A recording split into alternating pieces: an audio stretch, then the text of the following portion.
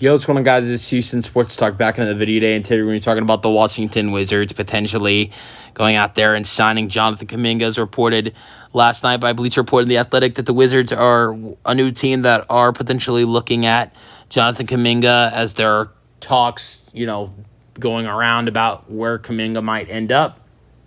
And there are a whole list of teams that are interested. The Heat, the Bulls, the Bucks, the Nets, the Kings, or other teams that are interested.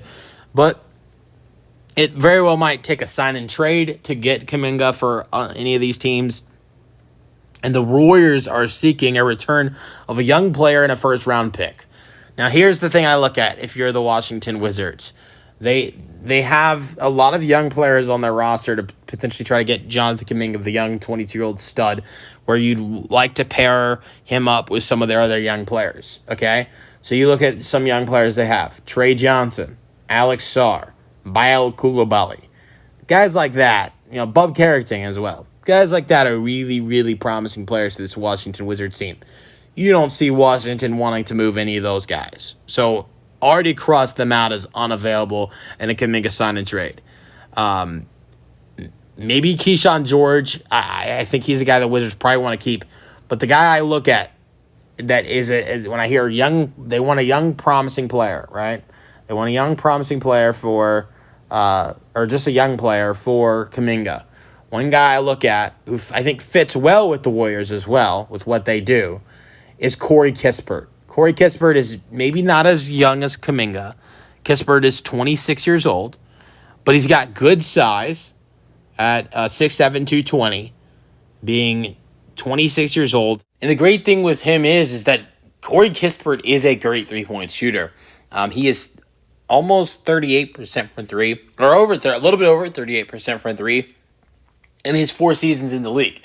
36% this year, 38.3% the 2023-24 season, and 42% in the 2022-23 season. He's also a great catch-and-shoot shooter as well. He shot 36% from three this year, but was 39% on catch-and-shoot. And he shot 38.3% in the 2023-24 season, but was 41% in the 2023-24 season on catch-and-shoot. On the Warriors, if Kispert was on the Warriors, he'd get a lot of catch-and-shoot opportunities. Draymond is a great facilitator.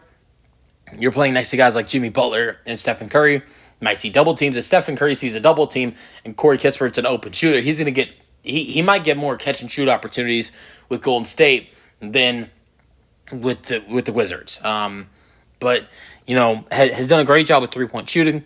Solid score, 12 points per game this year. 13 points per game in the 2023-24 season. I look at Kispert, and I think he's one of the best players the Warriors could get in a sign and trade. The other thing I look at with the Wizards as well is I hear the Warriors want a first-round pick.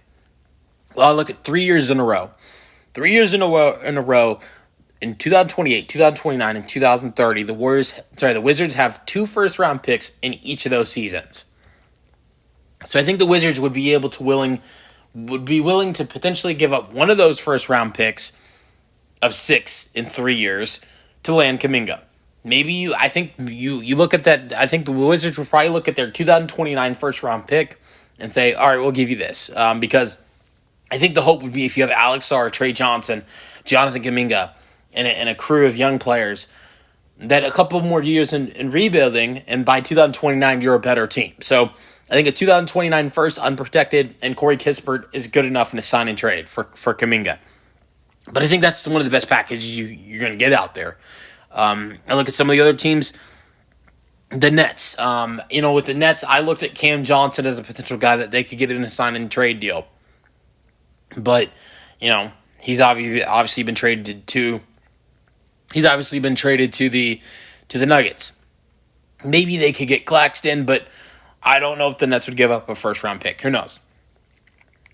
The Kings, I think you could get Malik Monk in a sign and trade with the Kings, potentially. That would be a good fit for sure. The Bucks, I don't know if you can get that much. I don't think there's a great player you could get in a sign and trade with them. But I think the Nets, you could get Claxton. The Kings, you could get Malik Monk. The Heat, I'm not sure what they could get from the Heat. I mean, they just lost Duncan Robinson. There's a couple other players they could potentially get outside of Corey Kispert. And then, you look at Claxton and Malik Monk. But I think Corey Kispert fits well with the Warriors, and that's why I think that wouldn't be a bad sign and trade for the Warriors. And for the Wizards, you get Jonathan Kuminga. You get to add in a great scorer, averaged 15 points per game this season. But also you look at what he did in the playoffs when Curry went down.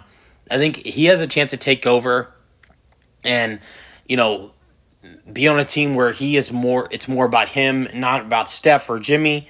That would be great for him. I think Kuminga could be a 20-point per game scorer playing next to Alex Sarr and Trey Johnson compared to playing next to Stephen Curry and Jimmy Butler.